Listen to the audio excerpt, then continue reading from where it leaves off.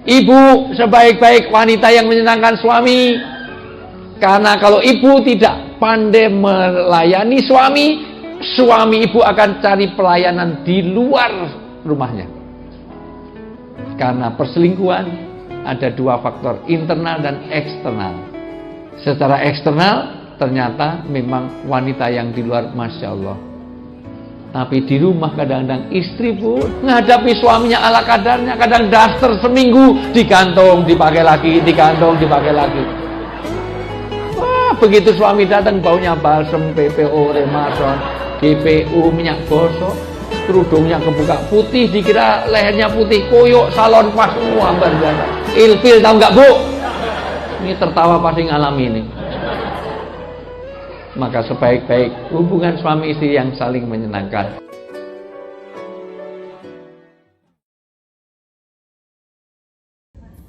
Apa hukumnya jika seorang istri yang sudah sering ikut kajian tapi sering keluar rumah tanpa izin suami walaupun kadang untuk menemui orang tuanya? Nggak boleh sama sekali. Sama sekali nggak boleh.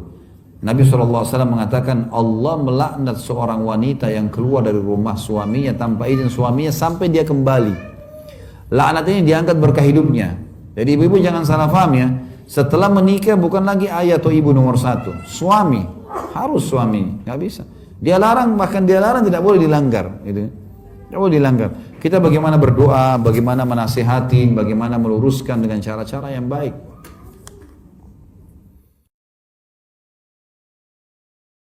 Ustadz, suamiku selingkuh. Tidak ada urusan. Ustadz, suamiku pemabuk. Itu enaknya jadi perempuan Islam. Tidak menanggung dosa suami. Beda kami suami-suami. Meskipun kami penghafal Quran, ketua majelis ulama, tapi istrinya tidak pakai jilbab, istrinya tidak sholat, istrinya tidak puasa. Meskipun suaminya ketua majelis ulama, kata Allah, qu anfusakum wa ahlikum narani. Bapak masuk kota mani neraka itu istrimu. Itu ditanggung ibu. Beda kalau perempuan, ya. Suaminya tukang mabuk, suaminya pengedar narkoba, suaminya bahkan tukang koruptor, tukang tipu. Tapi istrinya baik agamanya. Kata Allah, tidak ada urusan dengan suamimu. Biarkan dia dalam neraka. Bu, nih ada 7 pintu surga. Tadkhulul jannati bisalam. Silakan ibu pilih mana kau mau masuk surga di situ. Mau Jannatul Firdaus silakan. Mau Jannatul Naim silakan. Tidak ada urusan dengan suamimu. Tuh enaknya jadi perempuan Islam. Makanya jangan suka ngomel-ngomel.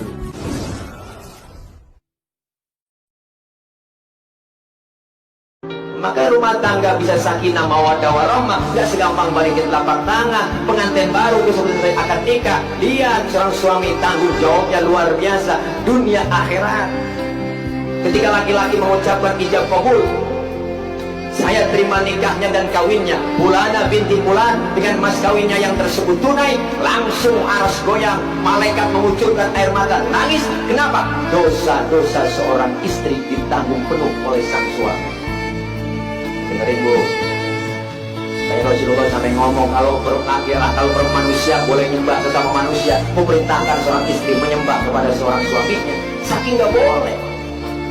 Kenapa? Istri berbuat dosa, suami berbuat dosa. Kalau udah jadi suami istri, suami berbuat dosa, dosanya buat suami doang. Tapi kalau istri berbuat dosa, suami dapat, istri dapat. Kau kira tempat karakter perempuan tempatnya neraka. Ya, ini bini kita sampaikan. 4 perempuan kata Nabi tempatnya neraka. 1, imra'atun badhiyatul lisani, mulutnya jelek. Imra'atun badhiyatul lisani ala zaujiha, omongannya jelek kepada suaminya. In ghaba anhu lam yahsun nafsaha, kalau suaminya lagi nggak ada, nggak bisa jaga diri. Wa in hadara adathu bilisaniha, kalau suaminya lagi ada, habis tuh suami diocehin. Kalau suami nggak ada, dia nggak bisa jaga diri. Boleh jadi dia buka aibnya, nggak bisa jaga diri dengan auratnya. Kalau suaminya lagi ada, diceramain mulu. Ceramain apa nih maksudnya? Kalau lagi ada suaminya diocehin terus, macam-macam kata ulama. Dalam hadis riwayat Imam Ibnu Asakir dan Ibnu Adi, Rasul bersabda, "Idza galatil mar'atu li zawjiha ma ra'aitu minka gattu faqad habata amaluh. Kalau bini bilang suami nih, ana nggak pernah ngelihat kebaikan sedikit pun dari ente. Ini maksud ocehan yang nggak enak nih. Ana nggak pernah lihat ente sebagai suami ana nih ada kebaikan sedikit aja muncul dari ente. Ini kalau perempuan bini ngomong begitu, habis semua amalnya, kata Rasulullah. Dalam riwayat Imam Abu Dawud dan Imam Tirmidzi, Rasul pernah bersabda, ayyuma imra'atan sa'alat min zawjiha tolak min ghairi ba'sin faharamun 'alaiha raihatal jannah. Kata Nabi dalam hadis, bini, ya, istri kita nih, siapapun perempuan yang jadi istri, kalau minta talak sama suaminya, minta cerai sama suaminya tanpa sebab, maka perempuan itu tidak akan cium bau surganya Allah. Ini satu. Yang pertama tadi, badiyatul lisan, imra'atun badiyatul lisan.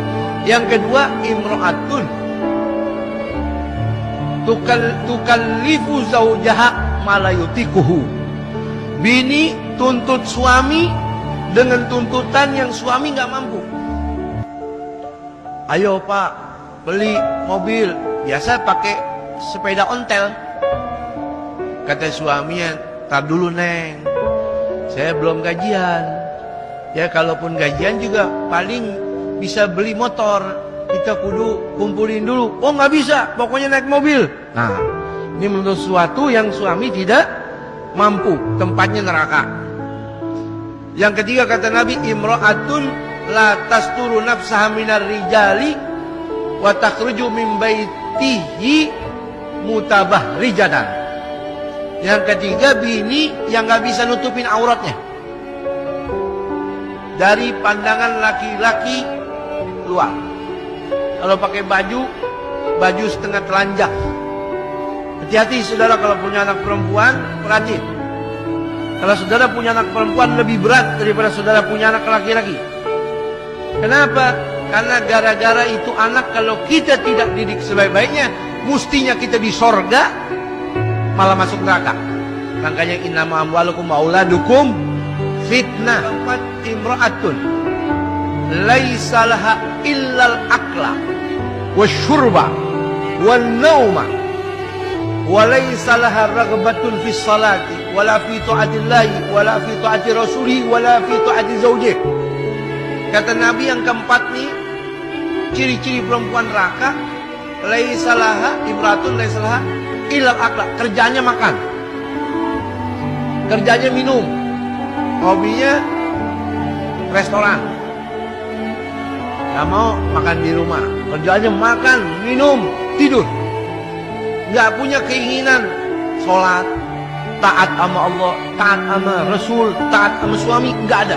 Ini ciri karakter perempuan penghuni neraka. Nauzubillahi min.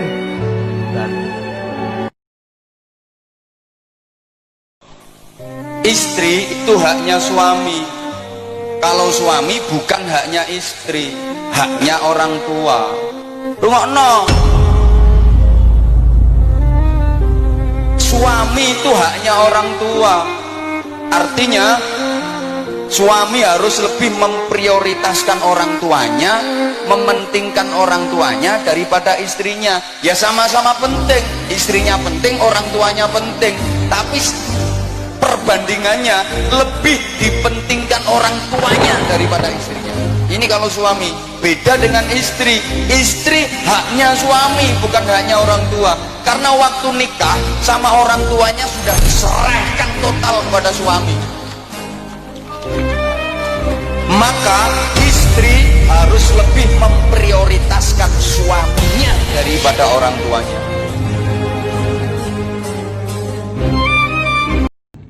Ini hadis yang mulia. Ibu-ibu garis bawah itu. Semua istri yang taat sama suaminya, suaminya bilang A ya A, B ya B, semua diikutin sama dia. Karena Allah, semua malaikat di langit, semua bintang-bintang termasuk bulan dan matahari, semua hewan-hewan termasuk ikan-ikan yang ada di lautan beristighfar untuknya. Dan wanita manapun yang keluar rumah tanpa izin suaminya, maka malaikat akan melaknatnya sampai dia kembali. Laknat ini diangkat berkah hidupnya, gitu kan.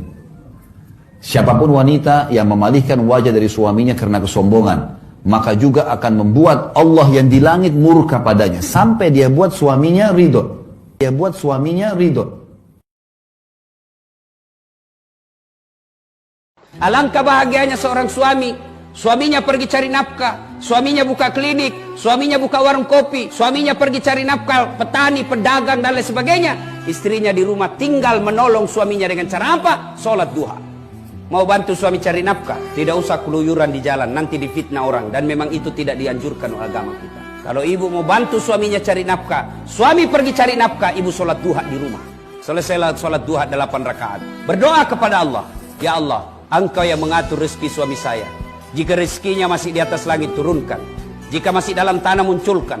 Jika masih jauh, dekatkan. Jika masih sedikit, cukupkan. Dan yang paling penting, ya Allah, berkahkan. Lalu sudah itu kirim SMS atau WhatsApp suami.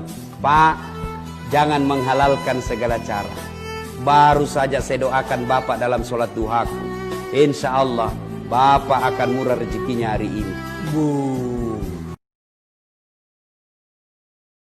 Ada 4 jenis perempuan yang akan menjadi penghuni api neraka, menjadi bahan bakar api neraka. Siapa mereka? Yang pertama kata Nabi, mereka yang selalu berbicara kasar kepada suaminya. Marah kepada suami boleh, marah kepada suami wajar, tapi memaki dan menghina secara berbicara dengan kasar, itu menjadi penghuni api neraka. Yang kedua adalah wanita atau istri yang memberi beban kepada suaminya melebihi kemampuan suaminya.